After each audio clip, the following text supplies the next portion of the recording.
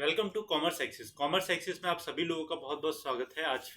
आज हम लोग अपना रेक्टिफिकेशन ऑफ एरर्स को स्टार्ट करेंगे। कल हमने अपने रेक्टिफिकेशन ऑफ एरर्स को स्टार्ट किया था, मतलब आज हमारी सेकंड क्लास है। कल हमने देखा था कि रेक्टिफिकेशन ऑफ एरर्स, जिसको हम लोग ROE भी कह देते हैं इन शॉर्ट में, उसके कंसेप्ट क्या होते हैं। ठीक है, उसमें कितने टाइप्स के हमारे होते हैं रेक्टिफिकेशन ऑफ एरर्स, और किस किस में हमारे ट्रायल बैलेंस को अफेक्ट करता है, कौन कौन सी हमारी एंट्री ट्रायल बैलेंस को अफेक्ट नहीं करती। अगर आप इस वाले चैनल इसी क्लास के साथ में पहली बार ही जुड़ रहे हैं तो आप प्रीवियस वाली क्लासेस को देखिए, तो आपको ये अलग टॉपिक अच्छे से समझ में आएगा। आज हम लोग क्या पढ़ने वाले हैं कि जब हमारी कोई भी गलती हो गई, हमारी कोई भी त्रुटि हो गई, तो हम उसको सही कैसे करेंगे, और हम लोग उसको अपने जर्नल में या फिर जो हमारी बुक्स ऑफ अकाउंट्स जो है उसमें रिकॉर्ड किस तरीके से करते हैं। ठीक है। अब आप हमारे चैनल पर अगर नए हैं तो मैं आपको बता दूं कि हम अपने चैनल कॉमर्स एक्सेस के थ्रू आप लोगों के लिए UPPCL, जो कि Uttar Pradesh power corporation limited है, इसकी जो न्यू वैकेंसी आई है असिस्टेंट अकाउंटेंट, ठीक है, उसके लिए अकाउंट्स एंड इंग्लिश के लिए बिल्कुल एक फ्री बैच दे रहे हैं। ठीक है, कैसा बैच है? हमारा फ्री बैच है। आप लोग को करना क्या है, हमारे चैनल जो कि है कॉमर्स एक्सेस, इसको सब्सक्राइब करना है और हमारे साथ में जुड़े रह के डेली के डेली वीडियोस को वॉच करना है। ठीक है, आप लोग सिलेक्शन पक्का पा जाओगे अगर आप लोग हर एक चीज पढ़ के जाते हो तो। चलो, तो अब उससे पहले मैंने जो आपको प्रीवियस वाली क्लास में क्वेश्चन दिए थे वो बताता हूँ। क्या कहता है क्वेश्चन नंबर 1 हमारा, as per balance sheet schedule 3। ठीक है, शेड्यूल 3 है बैलेंस शीट कंपनीज एक्ट 2013 की। ठीक है, इसने हमसे पूछा था डेफर्ड टैक्स लायबिलिटीज। ठीक है, तो जो डेफर्ड टैक्स लायबिलिटीज हैं ये किस हेड के अंडर में आती हैं। ठीक है, डेफर्ड टैक्स अगर लायबिलिटीज की हम बात करें तो ये कभी भी शॉर्ट टर्म के लिए नहीं होती। एक चीज को हमेशा ध्यान रखना, ये लॉन्ग टर्म के लिए होती है, मतलब मोर देन 1 ईयर के लिए होती है। तो इसके हिसाब से हम लोग इसको एलिमिनेट करते तो क्या करते, करंट लायबिलिटीज को और करंट एसेट्स को हटा ही देते, क्योंकि एसेट तो हो ही नहीं सकता अगर ये हमारी लायबिलिटी है तो करंट को भी हटा देते क्योंकि ये हमारी लॉन्ग टर्म है। ठीक है, इन दोनों को हटा देते, तो हमारे पास क्या बचता है, नॉन करंट लायबिलिटीज और अदर लॉन्ग टर्म लायबिलिटीज। ठीक है, तो नॉन टर्म अगर हम ज्यादातर चीजों को देखें, हमारे जो बिजनेस में ज्यादातर जो चीजें जाती हैं वो किस में जाती हैं, नॉन करंट लायबिलिटीज में। तो आपको इसमें अगर मदद नहीं आता तो आपको इसमें तुक्का लगाना पड़ता ए या फिर डी में से, क्योंकि हमने दो को तो एलिमिनेट कर दिया है ना। तो अब आपके कितने 50-50 चांसेस रह जाते हैं। हर एक क्वेश्चन अगर आप सोचो कि एलिमिनेशन से ही हो जाएगा तो 100% एलिमिनेशन से भी हर एक क्वेश्चन सही नहीं होता। ठीक है, हिंदी में क्या कहता है, कंपनी अधिनियम 2013 के बैलेंस शीट अनुसूची 3 के अनुसार आस्थगित कर देनदारियां किस शीर्ष के अंतर्गत आती हैं। तो वर्तमान देनदारियां, वर्तमान संपत्ति को तो हमने काट ही दिया था। फिर हमारा क्या बचता था, डी अन्य दीर्घकालिक देनदारियां, तो अन्य में नहीं जाएगा, ये हमारा जाएगा गैर मौजूदा देनदारियों में। ठीक है, गैर मौजूदा देनदारियां, तो ये हमारा इसका मतलब आंसर नंबर ए जो था वो सही था। तो देखो मैंने एक एक्सट्रैक्ट निकाला है आप लोगों के लिए बैलेंस शीट का, इक्विटीज एंड लायबिलिटी साइड का है ये। तो इसमें क्या कहता है, देखो सबसे पहले हमारी आती है इक्विटीज एंड लायबिलिटीज। ठीक है, इसी तरीके से हमें हमारे एसेट्स भी आ जाते हैं, तो वो मैंने नहीं निकाला क्योंकि क्वेश्चन में हमें अभी सिर्फ और सिर्फ इक्विटीज एंड लायबिलिटीज की जरूरत थी। तो सबसे पहले हमारा उसमें क्या आता है, नंबर 1 पे शेयर होल्डर्स फंड। ठीक है, शेयर होल्डर्स फंड के अंदर में आती है शेयर कैपिटल। तो शेयर कैपिटल नीचे आती है, ऊपर होगी कोई बात नहीं, आप इसको नीचे कर लेना। शेयर होल्डर्स फंड के अंदर शेयर कैपिटल आती है, रिजर्व्स एंड सरप्लसेस आते हैं हमारे, money received against share warrants, तो ये शेयर होल्डर्स फंड्स के अंदर में आता है। ठीक है, फिर हमारा क्या था, share application money pending allotment. ठीक है, तो ये हमारा एक अलग से बनता है 1, 2 और 3 में हमारा क्या आता है, नॉन करंट लायबिलिटीज, जिसमें हमारे क्या आते हैं, लॉन्ग टर्म बोरिंग्स। ठीक है, जो कि मोर देन 1 ईयर्स होती हैं। ठीक है, 1 ईयर से ऊपर रहेंगी, 1 ईयर प्लस। फिर उसके अंदर देखो डेफर्ड टैक्स लायबिलिटीज हमारी नेट वाली आएंगी, जो कि मैंने अभी आपको ऊपर क्वेश्चन में हमसे पूछा गया था। तो इसमें आता है, किस में आता है, हमारा नॉन करंट लायबिलिटीज के अंडर में आता है। अगर हमसे पूछता नॉन करंट लायबिलिटीज किस हेडिंग के अंदर में आती है, तो हम लोग क्या कहते हैं उसको, इक्विटीज एंड लायबिलिटीज, या फिर शेयर होल्डर्स फंड्स किस हेडिंग के अंदर में आता है, तो वो होता है हमारा इक्विटीज एंड लायबिलिटीज। ठीक है, तो इस चीज को ध्यान रखना, ये हमारी मेन हेडिंग हो गई, उसके अंडर में सब हेडिंग है और ये उसकी सब हेडिंग्स आती हैं। फिर पूछता हमसे, as per balance sheet schedule 3 of companies act 2013 the share application money pending allotment comes under which head. ठीक है, तो ये चीज हमसे पूछी गई थी, तो हिंदी में कहते हैं शेयर आवेदन राशि लंबित आवंटन किस शीट्स के अंतर्गत आता है। तो अभी अभी मैंने आपको ऊपर दिखाई दिया, अब तो आप लोग इसको गलत करोगे नहीं। तो ये क्या होता है, हमारा इक्विटीज एंड लायबिलिटीज के अंडर में फर्स्ट तो हमारा शेयर होल्डर्स हो जाता है। ठीक है, सेकंड हमारी equities and liability, sorry, first हमारा ये हो जाता है और सेकंड हमारा ये हो जाता है, तो ये हमारे दोनों दोनों ही इक्विटीज एंड लायबिलिटीज के अंडर में आता है। ठीक है, देखो, और इसमें एक और क्या चीज थी, नॉन करंट लायबिलिटीज। तो नॉन करंट लायबिलिटीज का अपना ही एक हेडिंग है, ये रही हमारी तीनों की तीनों अपनी अपनी हेडिंग्स है। और एक और क्या चीज़ थी इसमें, हमारी करंट लायबिलिटीज। तो भैया करंट लायबिलिटीज में तो चीज़ आती नहीं, क्योंकि बड़ी चीज़ है, तो करंट लायबिलिटीज में छोटी छोटी चीज़ें आती हैं। अब आता है हमारा क्वेश्चन नंबर 3। कल ही मैं आपको मतलब पढ़ाया ही था ये चीज़, और यही चीज़ मैंने आपसे क्वेश्चन भी पूछी, तो बच्चों ने सही आंसर भी दिया, अच्छी बात है। Question number 3, which of the following error affect the trial balance. इनमें से कौन सा वाला एरर जो है वो ट्रायल बैलेंस को अफेक्ट करता है। ठीक है, तो उसमें से हमारा क्या हो जाता है, answer number D, an error of partial omission. ठीक है, कंप्लीट ओमिशन नहीं करता, क्योंकि इसमें तो जब कंप्लीट मतलब होगी ही नहीं एंट्री, तो फिर ये किसी भी तरीके से ना डेबिट में आएगी ना क्रेडिट में आएगी। ठीक है, तो दोनों को ही खत्म कर देगी। एरर ऑफ प्रिंसिपल में आपका डेबिट और क्रेडिट में अमाउंट सही होता है, हालांकि उसमें प्रिंसिपल की जो होती है गलती वो होती है। ठीक है, तो इसके से कोई फर्क पड़ता नहीं है। एरर ऑफ रिकॉर्डिंग, रिकॉर्डिंग के टाइम पे मानो कि जैसे आपने की मतलब डेबिट और क्रेडिट में तो सही लिखा, बट आपने यहाँ पे जैसे एस को देना था और आपने यहाँ पे पी को कर दिया। ठीक है, तो इसके वजह से अमाउंट सही होगा, तो अमाउंट में कोई एरर नहीं आएगा। जबकि गलती किस में आएगा, लेखांकन के आंशिक चूक में, कि त्रुटि हमारी किस में जाएगी, ट्रायल बैलेंस के उसमें एरर में शो करेगी। ठीक है, समझ में आता है। ठीक है, फिर मैंने आपसे एक और क्वेश्चन पूछा हुआ था लैंड के लिए, कि लैंड की हमारी वैल्यू क्यों नहीं डेप्रिशिएट होती, तो बहुत ही ज़्यादा अच्छा आंसर था। The value of the land, जो कि नेचुरल रिसोर्स है, बिल्कुल सही बात, never depreciates because it is fixed tangible asset.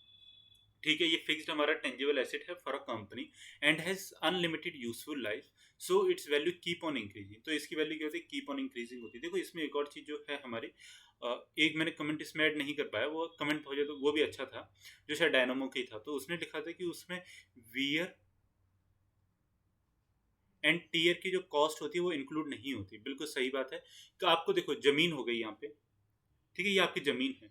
अब इसमें आपने अगर कोई भी चीज़ खड़ी करनी है, तो क्या आपको कभी भी इसकी कोई मरम्मत करवाने की ज़रूरत पड़ेगी, कभी नहीं। इसकी आपको किसी भी तरीके से कोई भी मरम्मत मतलब इसकी वियर एंड टीयर कॉस्ट कुछ भी नहीं होती। खाली बड़े ही आप इस पर बिल्डिंग खड़ी कर दो, ठीक है, भले ही आप इस पर अपनी मतलब खाली प्लॉट पड़ा रहने दो, तो भी आपको उसके ऊपर कोई खर्चा नहीं करना, वो पड़ी हुई है तो बस पड़ी हुई है।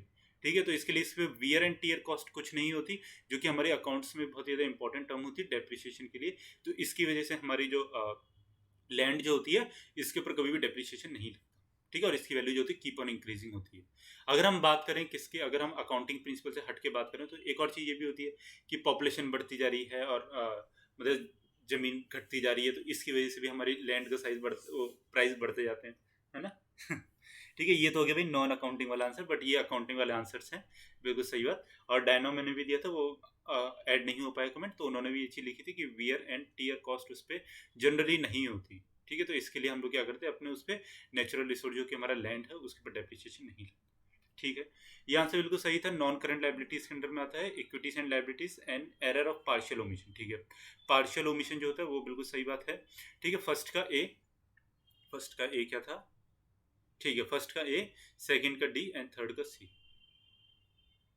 थर्ड का डी, तो आप लोग इसको देख लेना, इसको देखो, ये सेकंड का डी होगा बेटा, इसमें सेकंड का सी नहीं होकर के डी होगा। ठीक है, तो इस चीज़ के बाद चेक कर लेना, मैंने जो ऊपर ये दिया ना आपको फॉर्मेट, ठीक है, इसको एक बार देख लेना, तो आपको समझ में आ जाएगा कि इसका आंसर डी क्यों होगा, सी नहीं होकर के। शेयर होल्डर्स फंड में हमारी तीन ही चीज़ आती है, एक होता है हमारे शेयर कैपिटल, ठीक है, reserve and surplus and money received against share warrants. ठीक है, तीन चीज़ आती हैं, बाकी हमारे जो है शेयर एप्लीकेशन पेंडिंग वाला, उसका अलग से एक अपना बनता है। ठीक है, चलो, तो आज हमको क्या करना है, आज हमको अपनी जनरल एंट्रीज करनी है। कंसेप्ट वगैरह नहीं बताऊंगा, कंसेप्ट पढ़ लिए कल की क्लास में। ठीक है, आज हमको रेक्टिफिकेशन ऑफ एरर्स की जनरल एंट्रीज को करना है, तो एक एक करके करते जाएंगे। सबसे पहले हम लोग रिकॉर्डिंग देखेंगे, फिर उसके बाद ओमिशन प्रिंसिपल इस तरीके से करेंगे, और फिर सबसे लास्ट में जाके अपने लोग किस में करेंगे, जो हमारा था सस्पेंस अकाउंट था उसको करेंगे। तो सबसे पहली जो हमारी ये जो एंट्रीज हैं ये किसकी हैं, ये है हमारी रिकॉर्डिंग पे बेस्ड। ठीक है, रिकॉर्डिंग, अगर हम कभी भी एरर ऑफ रिकॉर्डिंग कर दें, मतलब लिखना ही भूल जाए, या फिर किसी और के खाते में किसी और का खाता डाल दें, तो हम लोग उस चीज़ को किस तरीके से सही कर सकते हैं। तो ये आप लोग पांचों पॉइंट जो है उनको नोट डाउन कर लो, क्योंकि मैं भी आगे फिर आप मतलब नेक्स्ट वाली स्लाइड में जनरल एंट्रीज का खोलूंगा, तो उसमें मैं आपको बताऊंगा। ठीक है, जल्दी से नोट डाउन कर लो 2 मिनट में। ठीक, पॉज करके नोट डाउन कर लेना, कोई बात नहीं। अब हमारी जो फर्स्ट जो एंट्री थी, फर्स्ट हमसे क्वेश्चन क्या बोल रहा था, a credit sale of 1700 to Ram was recorded as 7100। ठीक है, आपने क्या किया, आपने क्रेडिट सेल जो थी राम के नाम पे, उसको कितने से रिकॉर्ड कर दिया, जो कि थी हमारी कितने की, 1700 की। ठीक है, लेकिन आपने उसको रिकॉर्ड कितने का कर दिया, 7100 का। तो अब आपको क्या करना है, आपने देखो उसके अकाउंट में कुछ ना कुछ एक्सेस डाला है ना, क्योंकि वो था कितने का ओरिजिनल में, था कितना ओरिजिनल में 1700, बट आपने डाल कितना दिया 7100 का। तो इसका मतलब ये है कि आपने उसके अकाउंट में कुछ रुपए एक्सेस डाला है, और एक्सेस कितना डाला है, जब आप इसको माइनस करो 11 4, ठीक है, तो यहाँ पे तो 2 जीरो आ गई, यहाँ पे हमारा 4 आ गया, और फिर यहाँ पे 6 5, तो ये हमारा कितना बचा 5400। ठीक है, तो आपने इतना अमाउंट उसके अकाउंट में क्या किया है, एक्सेस में डाल दिया है 5400। अब हमको ये अकाउंट उसके अमाउंट, ये वाला जो अमाउंट जो है वो उसके अकाउंट से खत्म करना है। ठीक है, तो खत्म करने के लिए हम लोग क्या करेंगे, एक छोटी सी रिवर्स एंट्री कर देंगे। क्या करेंगे, सेल्स अकाउंट डेबिट टू, यहाँ पे क्या हो जाएगा हमारा आर्स अकाउंट, ठीक है, या राम अकाउंट आर्स अकाउंट, कोई बात नहीं, एक ही चीज है। ठीक है, अमाउंट यहाँ पे, और यहाँ पे अमाउंट कितना लिखेंगे ये बताओ मुझे आप, 1700, 7100 या फिर 5400। यहाँ पे देखो हम लोग रिवर्स करके उसकी एंट्री को क्या कर रहे हैं, खत्म कर रहे हैं, है ना, जितना भी हमने उसके अकाउंट में अमाउंट एक्सेस में डाला है उसको खत्म कर रहे हैं, तो खत्म करने के लिए हम लोग 5400 को डाल देंगे। ठीक है, ये चीज आती समझ में, है ना, जितना भी एक्सेस अमाउंट था हमारा उसको क्या किया हमने, उसको खत्म कर दिया। अब खत्म कर दिया, अब एंट्री टू क्या कहती है हमारी, a credit sale of ₹1700 to M was recorded as sales to cash account. ठीक है, हमने क्या करना था, क्रेडिट सेल हुई थी किसको, एम के अकाउंट को, बस। बट हमने क्या किया, हमने उसको के अकाउंट में गलती से रिकॉर्ड कर दिया। जब भैया के अकाउंट में रिकॉर्ड कर दिया, तो अब के को तो क्या करना है हमको, के को मतलब जो था उसको खत्म करना, और जो एम जो था उसको रियल में हमको क्या करना है। तो कभी एक टाइम पे हमने क्या कर दिया होगा, cash account debit to sales account कर दी होगी।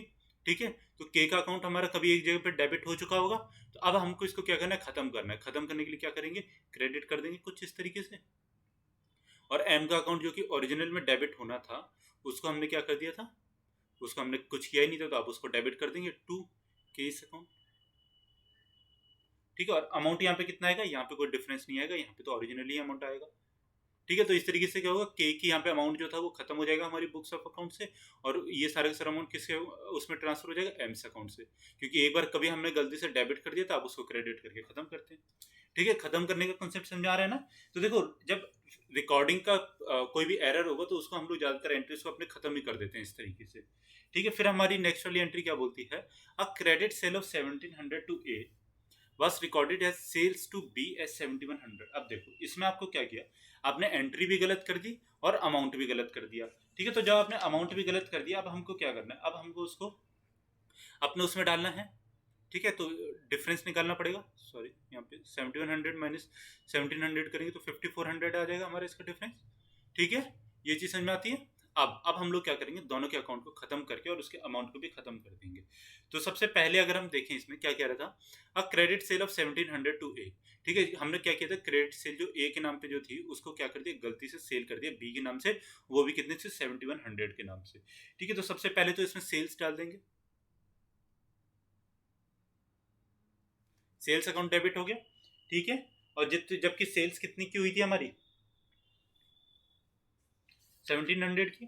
ठीक है, तो अब इसको खत्म करना है हमको, तो इसको खत्म करने के लिए क्या करेंगे, 5400, क्योंकि हमारी सेल्स तो एक्सेस में कितनी चलेगी, 5400 की चलेगी ना, जबकि हमारी सेल्स हमने एक्चुअल में तो 1700 ही करी है। ठीक है, फिर यहाँ पे आशा के अकाउंट को हम लोग डेबिट कर देंगे, क्योंकि इसका अकाउंट कभी डेबिट हुआ ही नहीं था फ्यूचर में, पास्ट में। ठीक है, आशा अकाउंट डेबिट। अब ये कितने सौ का, ये हमारा होगा ओरिजिनल से, हमने 1700 की ही अमाउंट को क्योंकि सेल किया था, टू, और यहाँ पे अंशुल जिसके में हमने पूरा का पूरा डाल दिया था, या फिर टू 20 अकाउंट।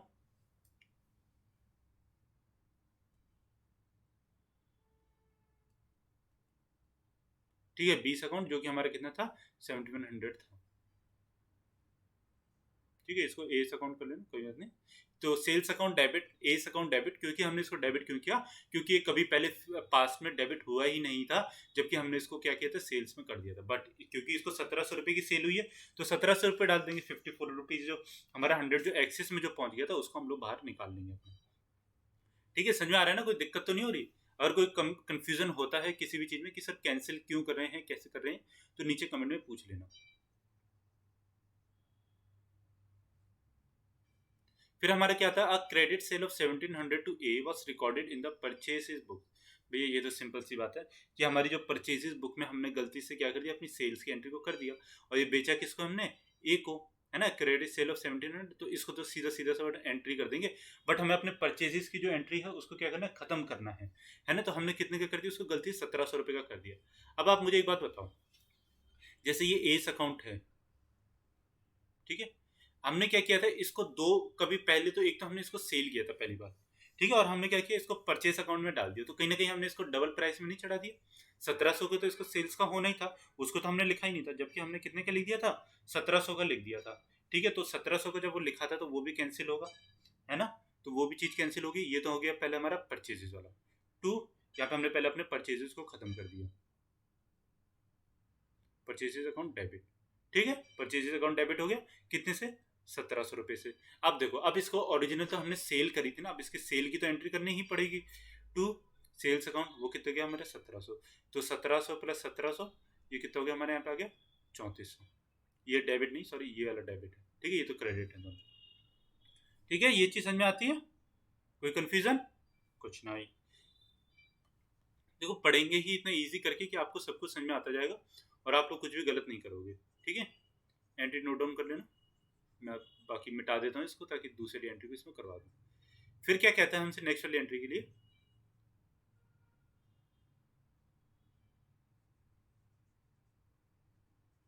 एक मिनट रुको, इसको साफ कर दो ना जरा, ठीक है। अब देखो, अब हमसे नेक्स्ट जो एंट्री आई क्या कहता है, credit sale of old machinery, ठीक है, ये ऑफ होना था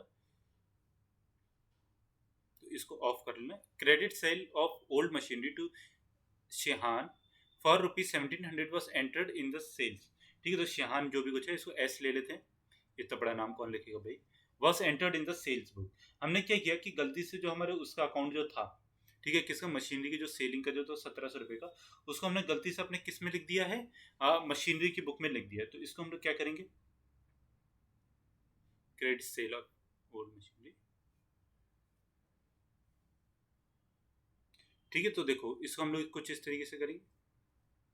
सबसे पहले तो हमने क्या किया होगा, अपने मशीनरी अकाउंट को यहाँ पे खत्म कर दिया होगा, है ना, क्योंकि हमने क्या किया, इसको an credit of old machinery to S for ₹1700 was entered in the sales book, ठीक है। तो जब हमने इसको सेल्स बुक हमने लिख दिया, तो आप सेल्स को खत्म कर देंगे यहाँ से सबसे पहले तो, ठीक है, सेल्स को खत्म कर दो। सेल्स अकाउंट डेबिट कितने का था हमारे, 1700 का, ठीक है। लेकिन हमने किया क्या, अपनी मशीनरी को सेल किया था, तो मशीनरी को जो सेल किया था तो यहाँ पे अपनी मशीनरी कर देंगे टू मशीनरी अकाउंट, और वो कितने से हमारे चले जाएगा, 1700 रुपये से, ठीक है। समझ में आ गई वाली बात, चले आ गया, ठीक। अब जो हम लोग अपनी नेक्स्ट वाली करने जा रहे हैं, ये क्या है हमारी, ये होगी हमारी जिसमें हम लोग अपने पोस्टिंग के एरर्स कई बार कर देते हैं, ठीक है। A credit sale of 1700 to K was posted to S account, मतलब हमने क्या किया, जो हमारा के अकाउंट में जो एंट्री जानी थी उसको हमने क्या किया, गलती से ए के अकाउंट में डाल दिया, वो भी कितने से, क्रेडिट सेल 1700 से। तो सिंपल सी बात है, इसकी कोई बहुत बड़ी एंट्री नहीं होगी।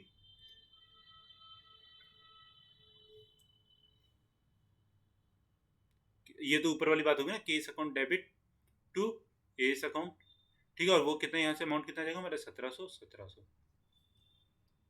फिर हमारे क्या कहता है, cash sale of 1700 to M was posted to credit of N, ठीक है। तो हमने एन के अकाउंट में उसको डाल दिया है, कितने से सेल करके, 1700 से सेल करके, वो भी कैसी थी, हमारी कैश थी, बट हमने उसको गलती से क्या कर दिया, उसको क्रेडिट में डाल दिया, ठीक है। तो जब हमने उसको क्रेडिट में डाल दिया तो उस टाइम पे हमने क्या किया होगा, उसको कम कर दिया होगा, मतलब उस वाले अकाउंट को अपने एसेट के रूप में बढ़ाया होगा। तो अब हम इसको क्या करना, अपने घटा देना, मतलब कि उसके अकाउंट को खत्म कर देना, ठीक है। तो कौन है ये हमारा भैया, एन है, ठीक है। तो इसमें हम लोग क्या कर देंगे, अपने ends account debit to sales account, ठीक है। और ये यहाँ पे हमारा अमाउंट कितना था, 1700 रुपये, यहाँ पे 1700 रुपये हो जाएगा, ठीक है। तो इस तरीके से इसकी एंट्री भी खत्म कर देंगे। तो हमारा क्या आता है, credit sale of old furniture of to 5 for ₹1700 was credit to sales account. ये आपका होमवर्क है, ठीक है। मैं आपको इसको कल वाली क्लास में जब हम लोग स्टार्ट करेंगे तब बताऊंगा, आप बाकी मुझे इसका नीचे कमेंट में बताना। अच्छा क्वेश्चन है, करोगे तो आपको ये अच्छा फायदा भी मिलेगा इसका। फिर अब हमारा क्या आता है, अब हम लोग जो देखने वाले हैं अपने, अच्छा टॉपिक है ये, एरर्स ऑफ प्रिंसिपल, ठीक है। हमने क्या किया, मतलब कोई भी हमारी एक ऐसी चीज़ थी जिसको हमको किसी और चीज़ में डालना था, बट हमने इसको किसी और चीज़ में अपने डाल दिया, ठीक है। तो ये हमारे क्या हो जाते हैं, एरर ऑफ प्रिंसिपल्स हो जाते हैं।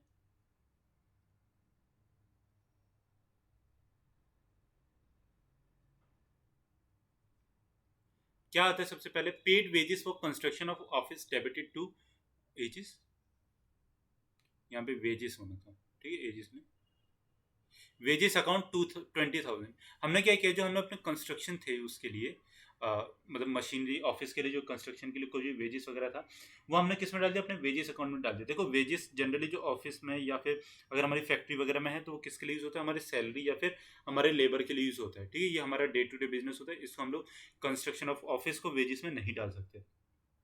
तो पर गलती है हमारी, हमने उसको डाल दिया। Paid cartage for newly purchased furniture of ₹500 posted to cartage account, ठीक है। कार्टेज मतलब कि जो हमारे रॉ मटेरियल या फिर हमारे जो गुड्स के लिए जो अकाउंट यूज होता था, हमने गलती से उसका मशीनरी जो या फर्नीचर हमने अपना उसके लिए जो कार्टेज पे किया था उसमें इसको डाल दिया, ठीक है। तो अब ये हमारा क्या है, ये भी हमारी गलती, क्योंकि हमारा जो कार्टेज जो है भैया वो तो जो हमारा ऑफिस का जो कार्टेज है, मतलब कि हमारा डे टू डे बिजनेस का जो वो तो हमारा डे टू डे बिजनेस का, बट हमने इसको क्या किया, फर्नीचर या फिर जो हमारा दूसरा जो एसेट जो है उसके लिए डाल दिया है।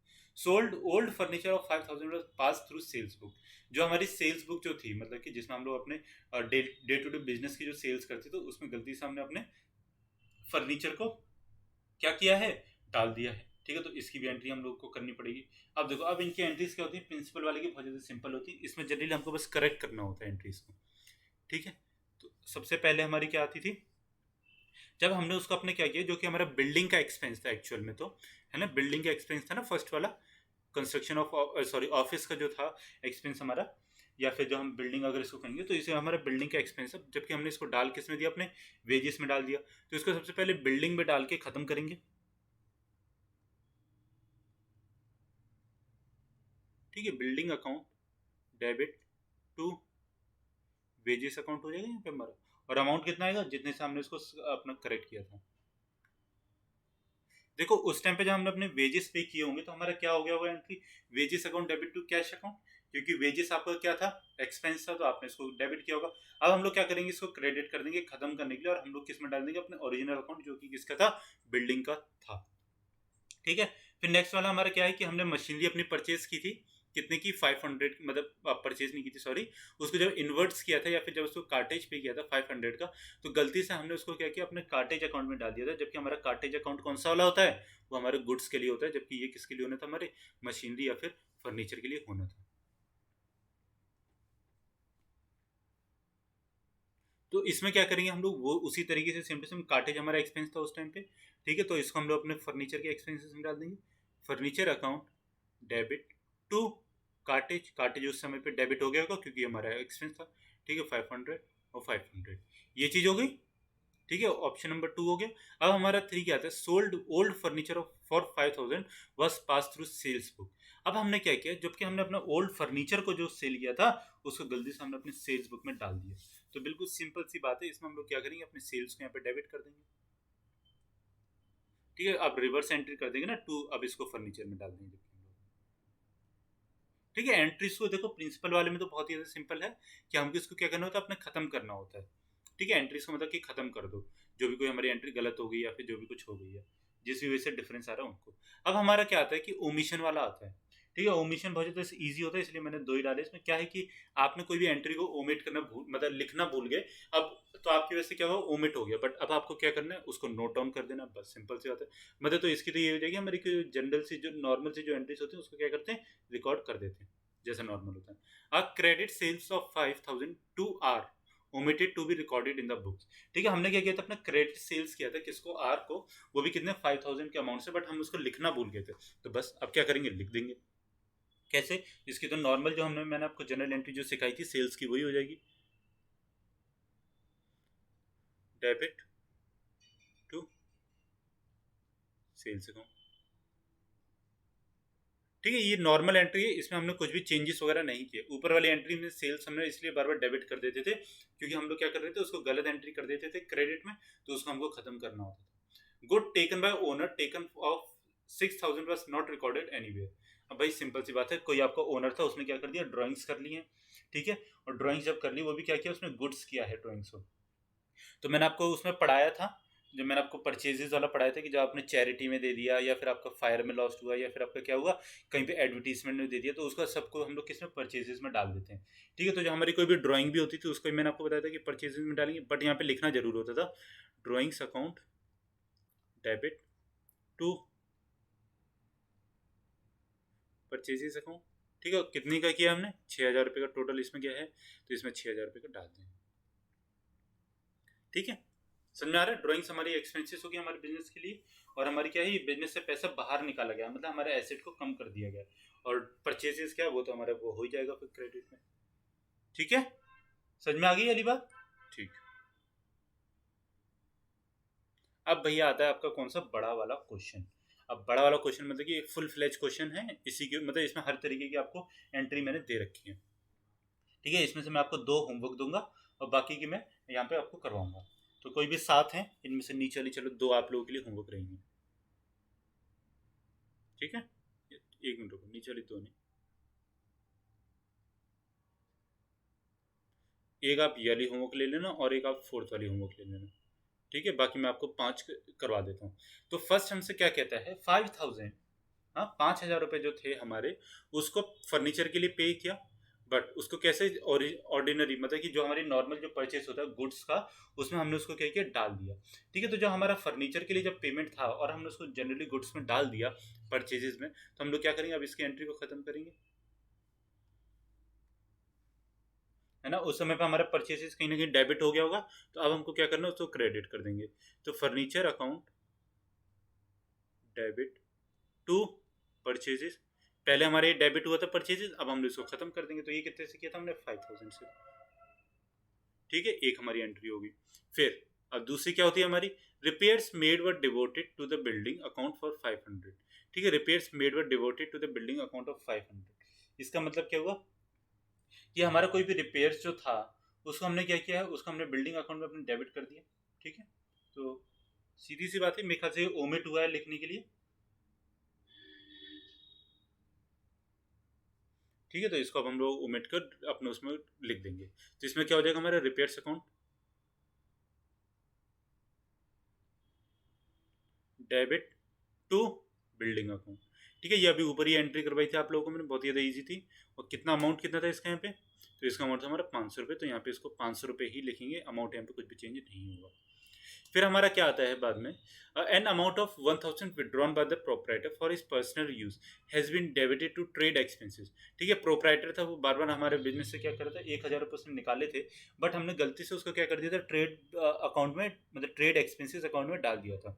तो जब हमने उसको ट्रेड एक्सपेंसेस अकाउंट में डाला था, तो मुझे एक बात बताओ, जब ट्रेड एक्सपेंसेस अकाउंट में डाला होगा तो वो क्या हुआ होगा, यहाँ पे हमारा ऐसे हुआ होगा, expenses account debit to cash account, या फिर जैसे भी पेमेंट हुआ होगा उसका। ठीक है, तो एक्सपेंस को हमने यहाँ पे डेबिट कर दिया था। अब क्या करना है, लेकिन हमको जब पता लगा कि भैया एक्सपेंस तो हमारा यहाँ पे एक्चुअल में एक्सपेंस नहीं है, वो तो हमारा प्रोपराइटर जो था वो हमारा विड्रॉ करके पैसा ले गया है, इसका मतलब वो ड्राइंग्स कर लिया उसने, तो ड्राइंग्स अकाउंट डेबिट हो जाएगा यहाँ पे टू, यहाँ पे हमारा जो ट्रेड एक्सपेंसेस था जिसको हमने डेबिट कर दिया था, अब उसको खत्म करके क्रेडिट करके खत्म कर देंगे। ठीक है, कितना अमाउंट लेके गया था ये, 1,000 रुपये लेके गया था। ठीक है, 1,000 रुपये यहाँ पे होगा। ठीक है, समझ में आया। अब इसी तरीके से आपको 4th वाले भी करना है, 1,000 paid for rent devoted to the landlord account. हमने 1,000 रुपये क्या किया था, अपने जो था यहाँ पे डिवोटेड नहीं है, डेबिटेड होना था, कुछ ज़्यादा गलतियाँ हो गई आज हैं। Debited to the landlord account, हमने क्या किया, 1,000 पेड जो था रेंट अकाउंट, जो पेड जो कर दिया था रेंट को, उसको हमने क्या किया था, अपने लैंडलॉर्ड के अकाउंट में गलती से क्या कर दिया था, डेबिट कर दिया था, वो भी कैसे, पर्सनल अकाउंट में। तो अब इसको हमको घटाना है। ठीक है, कहीं ना कहीं ये होगा कि अगर जैसे हमने रेंट अगर, चलो ठीक है आप पहले कर दो, कल मैं इसको समझाऊंगा आपसे। ठीक है, क्वेश्चन नंबर 4th को और 7th वाला आपको करना है। फिर क्या आता है, हमारी 5th वाली एंट्री क्या कहती है, salary of 1,250 paid to a clerk. ठीक है, हमारी कोई भी सैलरी थी क्लर्क की जो कि ड्यू थी, हमने उसको 1,200 रुपये पे कर दिए, बट हमने गलती से किया उसके पर्सनल अकाउंट में डाल दिया कि हाँ भैया, जब पर्सनल अकाउंट में डालते हैं तो इसका ये मतलब होता है कि वो हमारा कहीं ना कहीं देनदार बन जाता है, मतलब डेटर बन जाता है, उसको हमको रुपए लौटाने होते हैं। जबकि ऐसा नहीं भाई, उसकी सैलरी वो अपने हक के पैसे लेके गया है। ठीक है, तो जो हक के जो पैसे लेके गया है, तो हमने उसको सैलरीज को उस समय पे डेबिट नहीं किया था, हमने क्या कर दिया था, अपना clerk account debit to cash account, ये कर दिया होगा, है ना, यही क्या होगा। जबकि हमको यहाँ पे क्या करना था, इसको सैलरीज अकाउंट को डेबिट करना था। ठीक है, तो अब हम लोग क्या करेंगे, salaries account debit to clerks account, ठीक है, क्लर्क के अकाउंट को खत्म कर देंगे, जो कि हमारा क्या हो गया था, पर्सनल अकाउंट हो गया था। सैलरीज अकाउंट डेबिट टू, यहाँ पे क्लर्क का अकाउंट हो जाएगा, जो कि हमारा क्या होना था, यहाँ पे यहाँ पे हमारा कैश आना था, ठीक है, यहाँ पे क्लर्क सैलरी अकाउंट आना था। बट अब हमने क्या किया, अब हमने उस एंट्री को सही अपना कर दिया, तो यहाँ पे भी 1250 रुपये से जितनी भी से भी एंट्री आ जाएगी वो यहाँ पे नोट डाउन कर देंगे। ठीक है, समझ में आ रहा है, कोई कंफ्यूजन तो नहीं हो रही। फिर हमारा क्या कहता है 6 वाला, receive 1000 receive from Shah account has been wrongly entered from Shah account. ठीक है, तो देखो इनके नाम कुछ एक जैसे थे, शाह और शॉ, ठीक है, तो इसकी वजह से कुछ एंट्री में गलती होगी। तो ये तो ईजी सा है, शॉ के अकाउंट में गलती से डालना था और जबकि शाह के अकाउंट में गलती से डाल दिया, तो अब इन दोनों का क्या करेंगे, अकाउंट को मतलब क्रेडिट डेबिट करके खत्म कर देंगे। एक मिनट जगह खाली कर लूँ थोड़ी, ये लिमिट आ देता हूँ। ठीक है, तो जो हमने अपने शॉ के अकाउंट में जो गलती से डाल दिया था, अब हम लोग उसको खत्म कर देंगे। Shaw account debit to Shah account, और कितने से, जितना भी हमारा उसमें अमाउंट था, कितना था अमाउंट, 1000 रुपये। ठीक है, समझ में आ गया। अब हमारा कौन सा अवस्था है इसमें, 7th वाला, 7000 paid in cash for a typewriter was charge to the office expenses account. ये आपको करना है कौन सा, 4th और 7th वाला। ठीक है, तब मैं आपको कल इसके बारे में बता दूंगा कि आपको क्या क्या इसमें करना था। कल मैं इसका आंसर देखता हूँ कौन कौन बच्चे सही आंसर देते हैं। अब हम लोग आते हैं अपने, तो ये तो हो गया, देखो हमारी एंट्रीज हो गई जनरल वाली। जब हम लोग अपना कोई भी सस्पेंस अकाउंट क्रिएट नहीं करते, और सस्पेंस अकाउंट कब क्रिएट नहीं करते, जब हमारा ट्रायल बैलेंस क्रिएट नहीं हुआ होता। ठीक है, अगर हमारा ट्रायल बैलेंस क्रिएट हो गया है और हमारी फाइनल बुक्स बनने के लिए जा रही हैं, उस टाइम पे हमको कोई भी अपनी अगर एरर पता लगता है, तो उस टाइम पे हमको अपना सस्पेंस अकाउंट को क्रिएट करना पड़ता है। ठीक है, suspense account is open to tally the trial balance. Suspense account को कब ओपन किया जाता है, जब हमको अपने ट्रायल बैलेंस को टैली करना होता है। When accounting errors cause disagreement of trial balance. ठीक है, बिल्कुल सही बात है। The mistake may be rectified after the preparation of final accounts. हमने क्या किया, अपने फाइनल अकाउंट्स बना लिया, अब उसके बाद में हमें अपने कोई भी मतलब मिस्टेक है उसको रेक्टिफाई करना है, तो उसके लिए हम लोग क्या करेंगे, अपने सस्पेंस अकाउंट को ओपन करते हैं।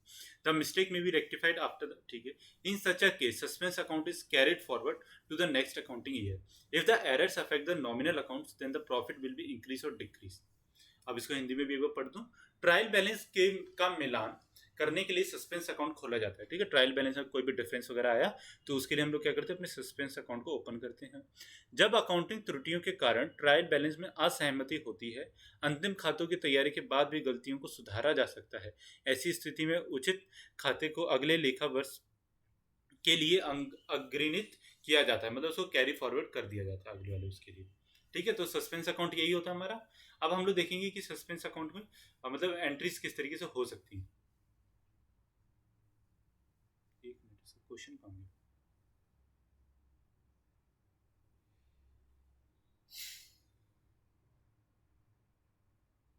ठीक, तो इसमें देखो, जैसे मैं क्वेश्चंस आप लोगों के लिए खुद ही बना देता हूँ। तो जैसे इसमें क्या हुआ, हमारे सस्पेंस अकाउंट खोलना है हमको। ठीक है, तो उसके हिसाब से हमने देखा कि हमको सिर्फ सस्पेंस अकाउंट खोलना है, तो हमारी एंट्री क्या थी, सबसे पहली sales book has been total. हमने क्या किया, जब अपनी सेल्स बुक को टोटल किया,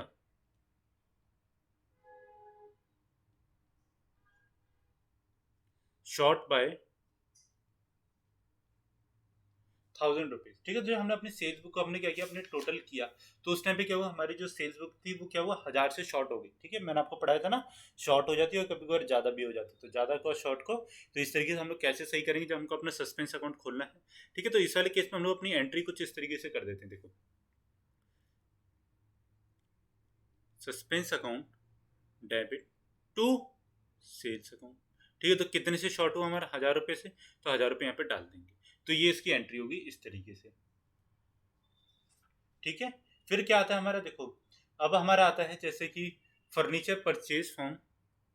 जैसे फर्नीचर था हमारा, ठीक है, उसको क्या किया हमने, परचेज किया। अपना परचेज कितने का किया, 10,000 का। बट हमने इसको किस में एंट्री कर दी, गलती से परचेज बुक में एंट्री कर दी है। ठीक है, तो जो हमारा फर्नीचर जो था परचेजेस का 10,000 का, हमने गलती से उसकी परचेजेस बुक में एंट्री कर दी है। तो अब हमको इसको क्या करना है, अपनी एंट्री को सही करना है। तो एंट्री को सही करने के लिए हम क्या करेंगे इसमें, तो देखो इसमें मुझे लगता नहीं कि सस्पेंस अकाउंट खोलने की जरूरत भी पड़ेगी, ये तो हमारी नॉर्मल सी एक गलती है, तो इसको हम लोग सही कर देंगे। इसको क्या कर देंगे, furniture account debit to purchases account. ठीक है, तो इस तरीके से सही हमारी हो जाएगी। अब हम लोग नीचे चलते हैं अपने इसमें, तो अगली वाली कोई भी और भी एंट्री देख लेते हैं। तो देखो एक बार तो क्या हुआ था कि जब हमारी शॉर्ट पड़ गई थी, है ना, जब हमारा सेल्स बुक का सेल शॉर्ट पड़ गया था। बट अगर वही चीज़ ओवरकास्ट हो जाए, ठीक है, कल मैंने आपको पढ़ाया था ना, ओवरकास्ट जब ज़्यादा हो जाए, अगर वही चीज़ ज़्यादा हो जाए, मतलब सेल्स बुक ओवरकास्ट हो चुकी है, तो जब हमारी सेल्स बुक ओवरकास्ट हो गई तो हमने उस टाइम पे क्या किया था, अपने सेल्स को क्रेडिट कर दिया था। अब इस वाले केस में हम लोग क्या करेंगे, सेल्स को डेबिट कर देंगे कि भैया उस वाले अमाउंट को उतने से कम कर दो। ठीक है, तो सेल्स अकाउंट डेबिट कितने से, 200 रुपये से, टू, ये किस में भेजेंगे हम लोग, अपने सस्पेंस अकाउंट में। ठीक है, और ये कितने चलेगा हमारा, 200 यहाँ पे हो जाएगा। ठीक है, तो इस तरीके से होता है। फिर अब देखो ये एक अच्छी एंट्री है जो मैं आपको बताने वाला हूँ। ठीक है, समझ में तो आ रहा है ना, कोई मतलब कोई वैसी तो दिक्कत तो नहीं हो रही कि हम भाई ये चीज़ समझ में नहीं आ रही। अगर समझ में नहीं आती तो आप लोग वीडियो को एक बार दोबारा से देखो उस चीज़ में, और फिर उसको समझो। ठीक है, तो आपको पूरा पूरा समझ में आ जाएगा, और समझ में तब भी नहीं आता तो नीचे कमेंट करके पूछ लो। तो सबसे पहले हमारा क्वेश्चन ये है, देखो गुड्स जो था हमने किसी एम को सेल किया था। ठीक है, कितने का, मानो कि जैसे, ठीक, 550 रुपये। ठीक है, और उसने क्या किया, लेकिन हमने उसको पोस्ट अपने कितने कर दिया, मतलब कि जो रिकॉर्डिंग जो थी, रिकॉर्डिंग के टाइम पे हमने उसको लिख दिया 5,500। ठीक है, अब हमको इसको सही करना है अपने, और हमारे क्या है, फाइनल बुक्स जो थी वो प्रिपेयर हो चुकी है। अब देखो इस वाले केस में ना हमारे काफ़ी ज़्यादा मतलब ये दिक्कत आती है कि अब हम लोग इसको एंट्री को सही कैसे करेंगे, क्योंकि हमारी फाइनल बुक बन चुकी है। अब हम लोग मनोहर के अकाउंट में फिर से उतना ज़्यादा अमाउंट नहीं डाल सकते, या फिर हम अपने सेल्स बुक में या फिर उसमें पूरी की पूरी चेंजेस करनी पड़ेंगी। तो हम लोग क्या करते हैं, अपने सस्पेंस अकाउंट को बढ़ा देते हैं। ठीक है, suspense account debit to M's account. तो अब हमारे इसमें देखो 550 नहीं आएगा, जबकि 5,500 नहीं आएगा। इसमें हम लोग क्या लेंगे, अपना डिफरेंस जो होगा हमारा, तो डिफरेंस देखो कितना हो जाएगा, 50 से 50। ठीक है, और यहाँ पे कितने बचेगा फिर, 4 9, तो यहाँ पे हो जाएगा 9 हमारा, और यहाँ पे 1, तो यहाँ पे कितना 4950। ठीक है, तो हमारा डिफरेंस कितना हो जाएगा, 4950। तो हम लोग यहाँ पे अपना डिफरेंस को लिखेंगे, ना करके उसको। ठीक है, तो इस तरीके से हमारा सस्पेंस अकाउंट कभी भी हम लोग खोल सकते हैं जब हमको क्वेश्चन में बोला जाए तो। अगर क्वेश्चन में कुछ भी नहीं बोला गया तो जनरली हम लोग सस्पेंस अकाउंट को नहीं देखेंगे, या फिर अगर हम लोग देखेंगे भी तो अपनी पहले जनरल एंट्रीज को चेक करेंगे कि हाँ भाई हमारी जनरल एंट्रीज क्या दे रखी हैं, और उसके अकॉर्डिंग ही फिर हम लोग अपने सस्पेंस अकाउंट या फिर उसके हिसाब से अपनी एंट्रीज को बना सकते हैं। ठीक है, जब हमारी सेल्स अंडरकास्ट हो जाए या फिर सेल्स कभी हमारी अंडरकास्ट हो जाए, तो हम लोग अपने उस सस्पेंस अकाउंट को क्या करते थे, डेबिट कर देते थे। बट अगर हमारी परचेजेस कभी भी अंडरकास्ट हो जाए, मतलब कि कम हो जाए, तो हम लोग उस वाले केस में क्या करेंगे, परचेज को डेबिट कर देंगे और सस्पेंस को क्रेडिट कर देंगे। ठीक है, अब इस तरीके से बहुत सारे इसमें मतलब जनरल एंट्रीज तो इसमें हजारों तरीके की हो सकती है, अगर मैं करवाने के लिए लग जाऊँ तो आप लोग इसमें देख लेना, और मतलब कि आप लोग प्रैक्टिस कर लो जहाँ कहीं से भी आप लोग अभी कर रहे हो इस टाइम पे। और कोई भी अगर डाउट आता है तो नीचे कमेंट में पूछ लेना, फिर मैं आपको उसके डाउट को क्लियर कर दूंगा। ठीक है,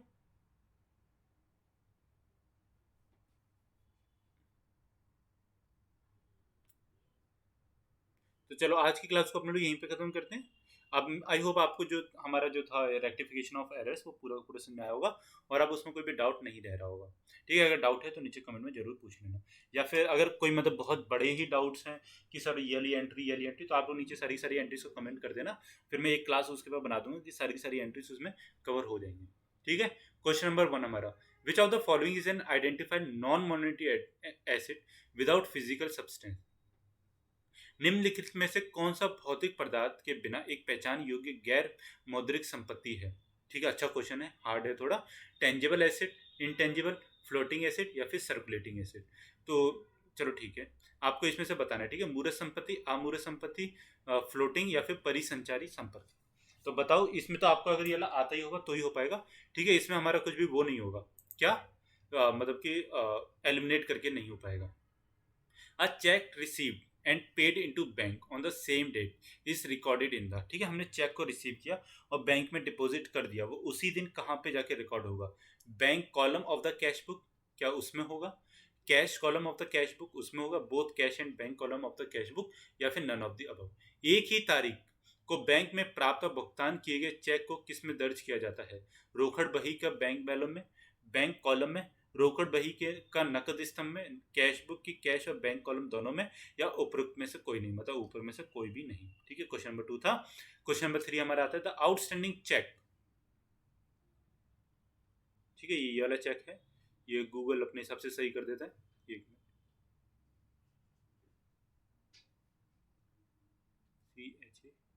the outstanding cheque is the missing entry of, ठीक है, बकाया चेक किसकी गुम प्रविष्टि है।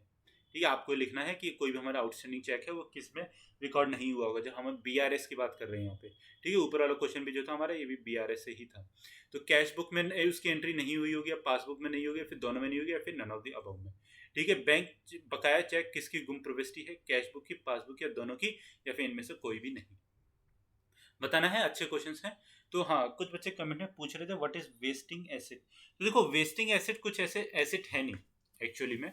अगर आप देखो कि वेस्टिंग एसेट है क्या, तो वेस्टिंग एसेट अगर हम देखें तो जनरली में लैंड को छोड़ के हर एक चीज हमारी वेस्टिंग एसेट है। कोई भी ऐसा एसेट जो कि अपनी वैल्यू को खो दे, ठीक है, कोई भी ऐसा एसेट जो अपनी वैल्यू को खो दे, उसको हम लोग क्या कहते हैं, वेस्टिंग एसेट कहते हैं। तो हमारा कोई भी एसेट जो कि हमारी व्हीकल, लैंड और हमारा प्लांट, मशीनरी, जो भी हमारे एसेट हैं वो किस में जाते हैं, वो हमारे सारे के सारे वेस्टिंग एसेट में जाते हैं। मतलब कि जिसकी क्या होती है, एक लिमिटेड यूजफुल लाइफ होती है।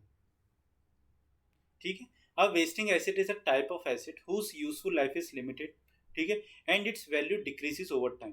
तो जब हम डेप्रिसिएशन वगैरह अपना लगाते हैं तो वो भाई डिप्रिसिएट तो होती है। Examples of which includes fixed assets like vehicles, plant, property. मतलब कोई भी आपके यहाँ पे जितना भी एसेट है वो आपका क्या है, वेस्टिंग एसेट ही है। ठीक है, लेकिन जनरली एक चीज हम लोग कहते हैं इस वाले केस में कि हमारे वेस्टिंग एसेट्स कौन से होते हैं, जो नेचुरल रिसोर्सेज होती हैं, जैसे कि हमारे कोल्स माइंस हो गए। ठीक है, लेकिन वेस्टिंग एसेट हमारा हर तरीके का एसेट है। अगर आपसे कभी क्वेश्चन में पूछ लिया जाए वेस्टिंग एसेट कौन सा है, तो आप लोग उसमें कर देना। It can be vehicles, natural resources like crude oils, coal mines, machinery, etc. The value of wasting asset declines over the period of time and the asset will not be put to use. Also, the scrap value of the assets become very low. जैसे कि मानो कि आपने कोई भी अपना laptop खरीदा या आपने अपना मोबाइल खरीदा, ठीक है, आपका मोबाइल भी एक वेस्टिंग एसेट है, क्योंकि जब आपने आज खरीदा तो इसकी कीमत 10,000 रुपये थी। आप इसको जब 2 साल बाद सेल करने के लिए जाते हो, मतलब आफ्टर 2 ईयर्स जब आप इसको सेल करने के लिए जा रहे हो, तो कोई आपको इसके 5,000 रुपये ही देगा। 5,000 रुपये की वैल्यू कहाँ गई, वो वेस्ट होगी ना, तो आपका एसेट तो वेस्ट हो गया, है ना। तो ये हमारा क्या होता है, वेस्टिंग एसेट होता है। ठीक है, तो वेस्टिंग एसेट में कोई बहुत बड़ी चीज़ नहीं है कि बच्चे कंफ्यूज हों कि भैया वेस्टिंग एसेट क्या होता है सर। तो 2 बच्चों ने एक साथ ही कमेंट किया तो मुझे समझ में नहीं आया कि मतलब एकदम से क्या चीज़ समझ में आई बच्चों को। तो बाकी सर्कुलेटिंग एसिड क्या होता है, तो सर्कुलेटिंग एसिड देखो, हाँ ये चीज़ हमारी हो सकती है जो बच्चों को पढ़नी चाहिए। तो सर्कुलेटिंग एसिड हमारे वाले एसिड होते हैं, इनको हम लोग करंट एसिड के नाम से भी जानते हैं। ठीक है, करंट एसिड्स के नाम से भी जानते हैं सर्कुलेटिंग एसिड्स को। तो सर्कुलेटिंग एसिड्स हमारे वाले एसिड्स होते हैं जो कि हमारे क्या करते हैं, जैसे देखो आज आपके पास में क्या है, पैसा है। ठीक है, इस चीज़ को समझो पहले। आज आपके पास में कैश है, आपने क्या किया, कैश के माध्यम से आपने, मतलब आप किसी अपने बड़े उसके पास में गए, होलसेल के पास में, और अब वहाँ से रॉ मटेरियल जो था आपकी शॉप का उसको खरीद के लेके आए। ठीक है, तो आपने क्या किया, रॉ मटेरियल खरीदा यहाँ पे अपने अपने उससे कैश से। तो आपने क्या किया, पैसा आपके यहाँ पे लॉक हो गया। ठीक है, पैसा क्या हो गया, लॉक हो गया, मतलब अब आपके पास में जो कैश था वो खत्म हो गया। तो कैश आपके पास में खत्म हो गया, बट आपके पास में क्या आ गया, गुड्स आ गया। ठीक है, कैश जब खत्म हो गया तो आपके पास में गुड्स आ गया। फिर आपने क्या किया, इसको जल्दी जल्दी से प्रोसेस किया और आपने इस वाले गुड्स को मार्केट में सेल कर दिया। ठीक है, तो जब आपने इस वाले मार्केट को अपने सेल कर दिया तो इससे क्या हुआ, वापस से आपके पास में क्या हुआ, कैश आ गया। ठीक है, तो यही चीज़ होती है किसकी, हमारी सर्कुलेटिंग एसिड की, कि हम लोग अपने कैश से जाके रॉ मटेरियल खरीदें। ठीक है, और फिर उस वाले रॉ मटेरियल को सेल कर दे, और सेल से फिर से कैश आ जाए, और कैश से फिर से जाके हम लोग रॉ मटेरियल खरीद लें। तो ये हमारा सर्कुलेटिंग एसिड इस तरीके से कुछ चलता है। Asset that turn from cash to goods and then back to cash again. Examples include purchasing materials to build a product, ठीक है, manufacturing the product and selling the stock for cash. बस ये चीज़ क्या होती है, हमारी सर्कुलेटिंग एसिड होती है। इतना ईजी सा होता है, कोई कन्फ्यूजन नहीं। अगर समझ में आ गया तो नीचे जो आपने कमेंट किया था उसमें मतलब मुझे बता देना कि हाँ भाई सर हमको समझ में आ गया है, और अब हमको फिर से इसकी एक्सप्लेनेशन की जरूरत नहीं। ठीक है, आज की क्लास को यहीं पे ख़त्म करते हैं। तो अगर कोई भी डाउट है तो नीचे कमेंट में पूछ लेना। रेक्टिफिकेशन ऑफ एरर बच्चों को कई बार हार्ड टॉपिक लगता है, बट एक इजी टॉपिक है, कुछ नहीं, बस हमको एक बार ये समझने की ज़रूरत है कि हमारे को मतलब ओरिजिनल एंट्री क्या हुई थी और अब हम उसको सीधा किस तरीके से कर सकते हैं। ठीक है, और अमाउंट का भी थोड़ा ध्यान रखना पड़ता है। बाकी अगर आप हमारे चैनल पर नए हैं तो आप लोग हमारे चैनल पे यूपी पीसीएल के लिए बिल्कुल फ्री में फ्री बैच है ना, फ्री बैच में बिल्कुल एक हमारे अकाउंट्स का और एक हमारे इंग्लिश का बिल्कुल फ्री टेस्ट में पढ़ सकते हैं। ठीक है, उसके लिए करना क्या, आपको हमारे चैनल को सब्सक्राइब करना है, वीडियोस को लाइक कर सकते हो अगर आपको अच्छी लगती हैं तो, और शेयर कर सकते हो दूसरे बच्चों तक। जो भी बच्चा कहीं आपको अगर कमेंट करता हुआ दिखाई देता है कि हम लोग वीडियो नहीं खरीद पा रहे हैं सर, कोर्स बहुत महंगा है, किसी भी उसके नीचे, तो आप लोग हमारे वीडियो को शेयर कर सकते हो, क्योंकि भाई मतलब हम जानते हैं कि कोरोना टाइम में लोगों के पास में थोड़ा कम ही पैसा है, तो कोई बात नहीं, सबकी मदद करनी चाहिए। ठीक है, और बाकी हमारा चैनल है कॉमर्स एक्सेस, इसको जरूर सब्सक्राइब से करना है आप लोगों को, और इसी तरीके से आपको डेली के डेली रेगुलर वीडियोस मिलती रहती हैं। तो कल हम लोग मिलते हैं अपनी नेक्स्ट वीडियो के साथ में। बहुत बहुत धन्यवाद आपका हमारे साथ में जुड़े रहने के लिए। Thank you so much for connecting with us. ठीक है, कल मिलते हैं। Bye bye.